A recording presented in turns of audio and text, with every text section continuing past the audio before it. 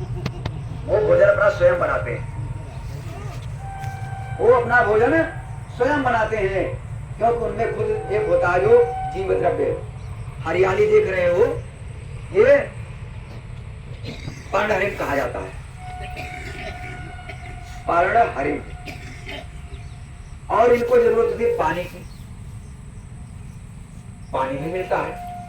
सूर्य का प्रकाश तो सबको भैया बराबर मिलता है, चाहे पेड़ पौधे हो, चाहे जीव जंतु हो, चाहे मनुष्य।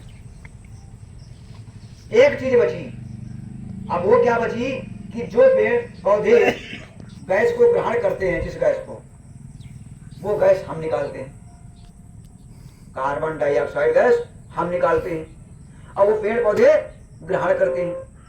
वही गैस जो हम ग्रहण करते हैं वो पेड़ पौधे निकालते हैं श्वसन के दौरान।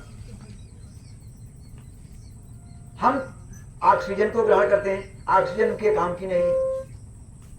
यही हमारा उनका सामंजस्य है। अब इस प्रकार ऑक्सीजन और कार्बन डाइऑक्साइड गैस में अगर समतुलन नहीं बना रहा तो प्रदूषण, अगर कार्बन डाइऑक्साइड गैस की अधिकता हो जाए तो संतुलन गड़बड़ाएगा, ऑक्सीजन की अधिकता हो जाए तो भी गड़बड़ रहेगा। लेकिन CO2 गैस, जो कार्बन डाइऑक्साइड गैस है, इसकी अधिकता से ज्यादा विनाशकार है। गर्मी, अब गर्मी से तबाही। हर एक प्रदूषण का अलग अलग विस्तार करूंगा। 60 में चल रहा, बता रहे हैं कि आज की सोच देखिए, कठिन है, पंथ बहुत कठिन है, इस पर कौन चल पाएगा। प्रेम करो यार, प्रेम करना सीखो। प्रेम करना है तो फिर प्रेम रिस्क है, जहां तो रिस्क भी तो है। रिस्क मतलब समझा थी कहा, जहां घाटा नफा उठाने की क्षमता। जबकि हम इससे प्रेम किया तो कितना रिस्क लेना पड़ेगा, भले जीवन दादाओं पर चला जाए। तो इसलिए पर्यावरण में नहीं, पूरे समूचे जीवन में आज वो विषमता, वो परेशानी बढ़ी है, वो दिक्कतें बढ़ रही हैं। लेकिन फिर भी मनुष्य इतना भैया महत्वाकांक्षी है, इतना होशियार है कि उसकी परवाह नहीं है, और सारे सामान सिर्फ खोदने जा रहे हैं, इकट्ठा होते जा रहे हैं कि जहां पर जल्दी विनाश हो। अब जल्दी सबको लगी है भैया, कि जल्दी लगी है, जल्दी जाना चाहिए, है ना। अगर जल्दी कथा सुना, थोड़ा साथ में देखिए आपको। एक बार एक बूढ़े ब्राह्मण ने या बूढ़े व्यक्ति ने रास्ते में पड़ा करा रहा था, समय हुआ होगा रात के 4 बजे सुबह प्रातः। तो इधर से एक भैया मछली मारे वाला गुड़िया जा रहा है नदी पर, क्योंकि पहले ऐसा था, लोग मछली मारने के लिए जाते थे, नदी में जाल डाल देते थे और जाके सुबह निकालते थे। अगर धूप लग जाती तो उसमें की सारी मछलियां कूद जाती,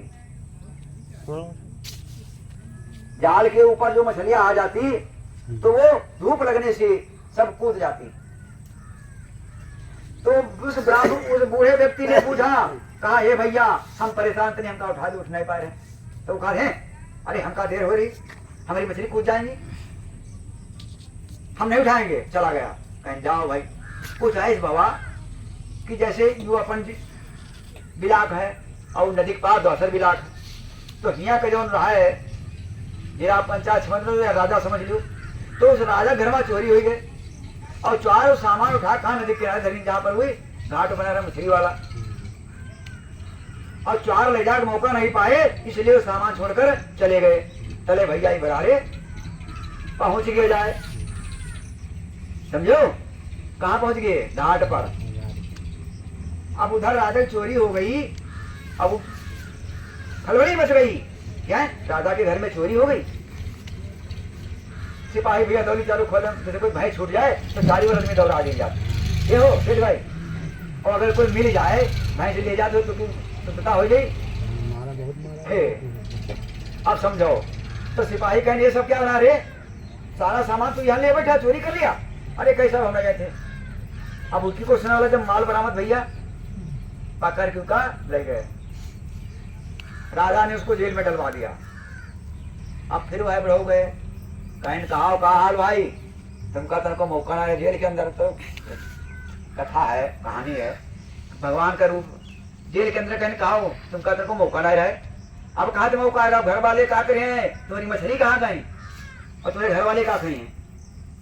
अब मुंह ना हुआ रे बोल, चले आए। फिर 6 महीना जब हुआ, 6 महीने बाद फिर मिले जाए, कहना बताओ घर माँ खबर लियो तरह की मिली, तुम्हारी बीवी बच्चों की या मछलियों की? कहें अब बुलबे नहीं करे। अरे तनिक समय तुमको नहीं। 6 महीना जब पूरा हुआ तो फिर एक कोई बात फंसी, माया सब उन्हीं की बनाई थी।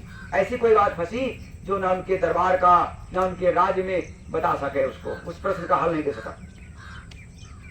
तो कहीं ना होते सारे को एक निकाल जो पढ़ा है के अंदर आता ही बता दिए, वो भैया बता दिए चुका निकाल दें।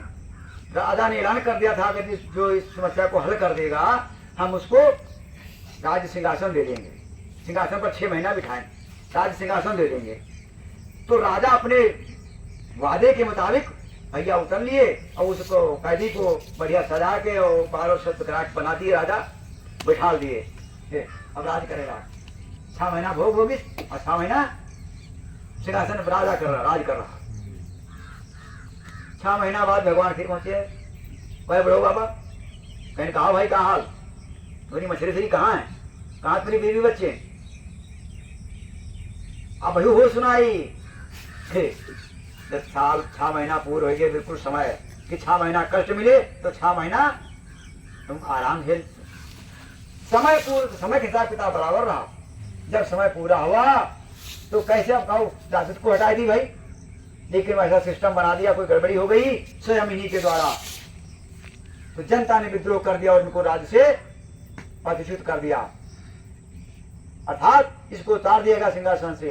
अब भगवान फिर कहने लगे फिर जाओ मछली देखो जाओ, घर वाले देखो जाओ। अरे तनिक समय रहो, वही की पुकार आत्मा की आवाज को सुनना चाहिए।